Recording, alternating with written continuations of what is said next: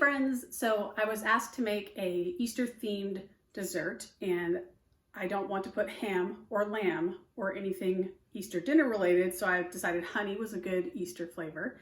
And so we're gonna make little honey cupcakes, a bunch of minis and a few standards with a fun rainbow sherbet looking frosting. So enjoy. Hey everybody, so I got a request to make an Easter themed dessert of some kind, and I decided to do honey cupcakes because they're really easy and they're super yummy. So you'll need a stick of unsalted butter, have it room temperature. I just have it in the mixing bowl. 3/4 cup of sugar, 1.5 cup of flour, a teaspoon of baking powder, not soda, a 1/2 teaspoon of salt, a 1/2 cup of buttermilk, and 1/4 cup of honey, and a teaspoon of vanilla. And we're gonna mix these three things together just so that they can all, create the big soupy fun times. And then 2 eggs. So first what I'm going to do is preheat my oven to 350 degrees because that's like the standard. When in doubt, go with 350 because that will get your cupcakes done pretty well. So yeah, we're gonna start that up. All right, so I let the butter cream for a little while just to get it nice and fluffy. And now I'm going to add the sugar. And like I said, it's about 3/4 cup. And make sure when you add more ingredients, you do scrape down the sides because, it's just nice to make sure everything's incorporated. So scraping down the sides, and then we'll let that cream until it's nice and silky.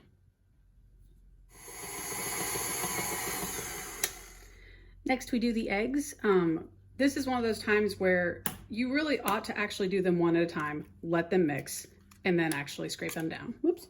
Or you could drop an eggshell in there. It's fine. That's why you do them one at a time and you turn the mixer off because otherwise there'll be eggshell everywhere. However, it does actually make a difference if you let them mix up because then you can make sure that the egg is properly incorporated before you add the next one.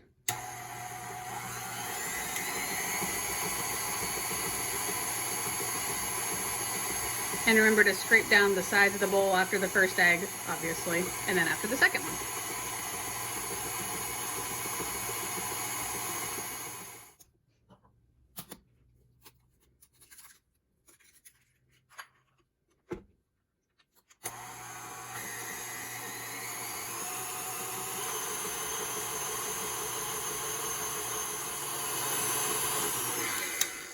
Okay, both eggs are mixed in.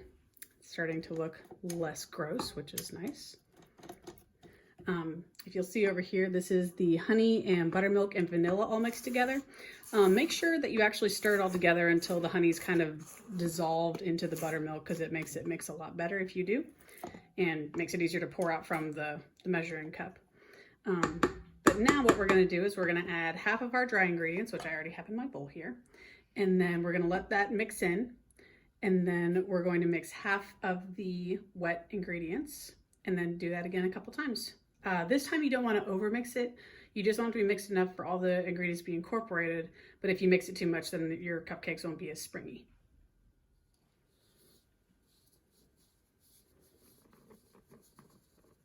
So yeah, I just eyeball about 1/2. It doesn't need to be super precise. And remember, as per all my other videos, start slow and then ramp it up so you don't have a flour bomb in your kitchen.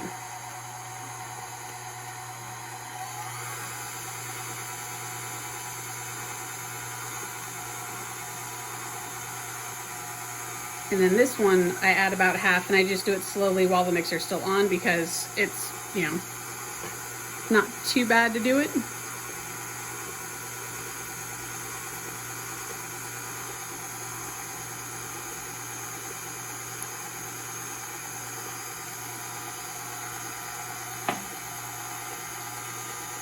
These cupcakes actually do really well with gluten-free flours like almond flours and stuff. The honey and like when you have an almond flour or something like that, sometimes gluten-free cupcakes can get a little grainy, but they actually do really well and they almost have like a cornmeal texture to them when you do them gluten-free. So this is one that when I need to do a gluten-free cupcake is one of my go-tos because it's just that good. And time to scrape down the sides a little bit. Oh, also a fun tip. If you don't have buttermilk, but you do have regular milk and white vinegar and or lemon juice, you can use that instead. Like if you don't ever just want to go out and buy a thing of buttermilk, because I don't know many people who tend to just have it on hand, because I don't like the taste of it. I know people used to. I don't know, I'm sure some people do. Anyway, yeah, so if you don't have buttermilk and don't want to buy it, because it doesn't really come in sizes smaller than a pint than I found, just go for it with the vinegar and milk. And you just have to let the, I don't really remember the ratios, but you can just look it up. But if you do the vinegar and milk, just make sure you let it sit for about 5 minutes or so, at least, to let the milk, you know, quote, sour and get buttermilky. But yeah, that'll do in a pinch. It's also the secret to really good pancakes. Use buttermilk or vinegar milk, because it makes the pancakes really rich and fluffy without being too heavy, I've found.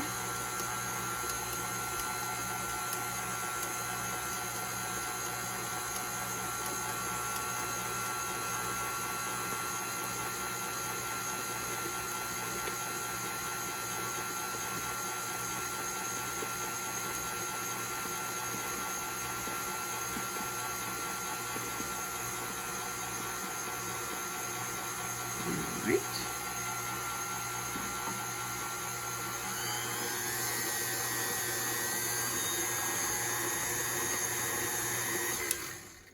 Okay, and that's the batter. Like I said, this one's really simple. You know, I make some other ones that like only use egg whites and you have to whip them up a whole lot, or there's a million different ingredients. These are really simple and they just taste really good. I usually do like just a whipped topping or a cream cheese frosting or buttercream. You don't want something that's like chocolatey or super heavy, because then it just drowns out the flavor of the honey. But so this is a really good one for just like a whipped topping or just like a very simple buttercream. But yeah, we will get to that in a minute. So yeah, that's the batter done. So I'm gonna make mini cupcakes. So I just got a few cute little bunny wrappers because Easter. And then I imagine I'll have some leftover batter, so I just have those ready to go. For mini cupcakes, what I use is a piping bag. There's the batter. And then this little guy, it's Wilton brand, which is kind of like, if you go to Michael's, Joann's, any craft store, any place that sells baking stuff, you're gonna find Wilton's brand everything. They have really good piping nozzles. That's where all my piping tips come from. But anyway, this thing is really cool because it has this like little silicone stopper. So when you go to fill up a thing, you just kind of squeeze it out and you don't have to worry about using a spoon or something and it going everywhere. And I never like to use an ice cream scoop with batter. I know a lot of people do, but I am not that coordinated or, you know, not messy. So I use this guy and it helps really well.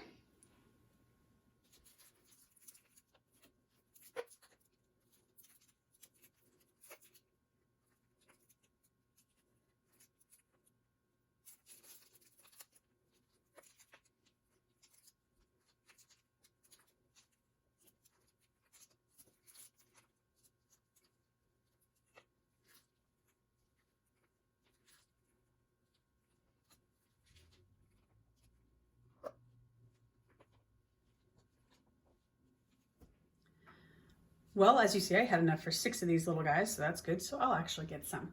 I'm gonna put them in the oven now, again, on 350. And they bake for, let's say, like, I'm gonna check these guys after 15. The standard ones usually go about 17. Always check after like 12, 13 if this is your first time baking them, just because it's really easy for cupcakes to dry out, especially when you have mini cupcakes. So, don't be afraid to trust your nose. I know I've said on earlier videos, I have a terrible sense of smell, so I can't smell if things are burning, so I have to just sit and watch a lot of times. But yeah, we'll see these in about 13 minutes. And I'm going to go wash some dishes because, you know, I like to say clean as you go, so there's less hassle later. Okay, so the mini guys are coming out because you insert a toothpick and it comes out, well, mostly clean. Don't mind that crumb. But they come out clean. And the big ones still need a few minutes, but I just want to show you guys when I flip cupcakes. So I have my cooling rack. I start with that upside down. I try to give a little bit of space, so I put my fingers in between where the rack is and the pan. And then that way when you flip, they're actually able to drop and you don't squish the tops quite as bad. And then try to carefully take it off. But yeah, so that's how you, or rather that's how I flip cupcakes. So now the cupcakes are pretty much cool and I want to get the buttercream going. So that I just put, I'm just gonna do just a regular American buttercream as opposed to like an ermine buttercream because I want to do a few different colors and see if I can blend them together to make a really fun little pastel Easter flower looking situation.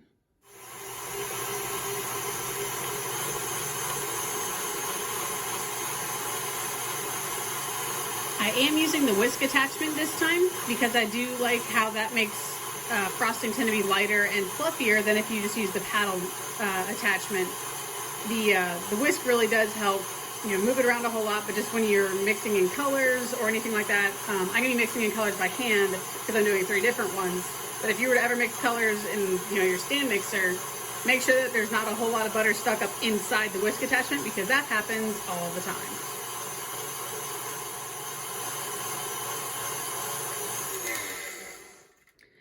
So I'm gonna add powdered sugar just in small increments.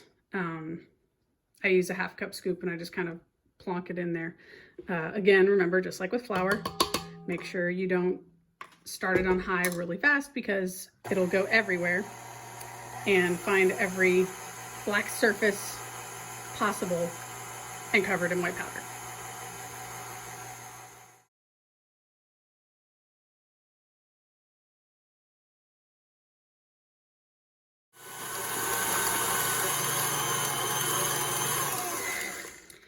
American buttercreams can be real sweet a lot of the times, so I like to add either just a little bit of sour cream or buttercream, or not buttercream, buttermilk, depending on what I have on hand. And obviously I had the buttermilk earlier for the cupcakes. But it's just, since they're a little bit tangy, it adds just a little bit of something other than just sugar and butter. And I also always add a little bit of vanilla because it just tastes really good. But yeah, and I don't measure the vanilla or the buttermilk. I just kind of eyeball it. But yeah, American buttercream tends to be so sweet because it's literally just powdered sugar and butter. So doing something to help cut that really makes a big difference.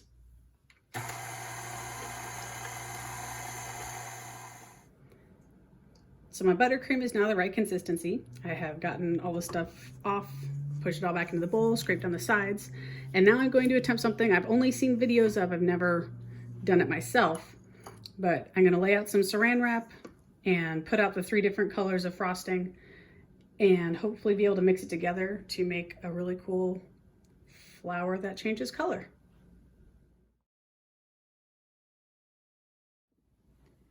So the colors I decided to go with are deep pink, violet, and then teal green. And I don't know if y'all watched my rainbow cake video, but a little goes a long way, especially with these type of dyes, because they're not just, you know, like the regular old Easter egg guys. So I'm gonna try to only get 1 or 2 drops per thing, because you can always add more. It's real hard to take away.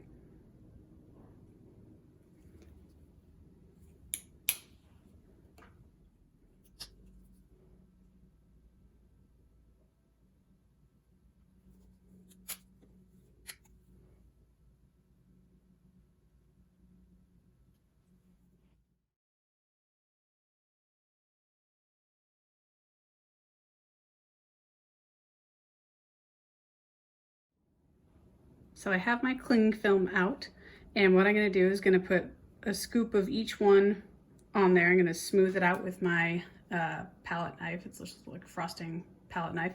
And I'm gonna spread it out, and then I'm gonna roll it up and flip it around, cut off the end, and I'm gonna put it in this bag that I already have ready to go with my favorite little closed star tip. And hopefully it won't make a big mess.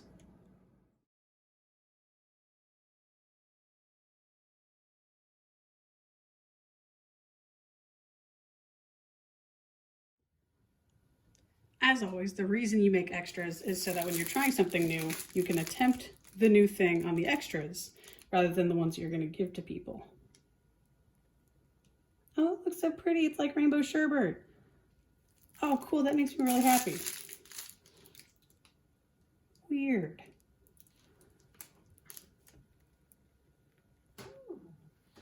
Okay, that's fun. I like that. All right, we'll go ahead and put them on the little mini guys.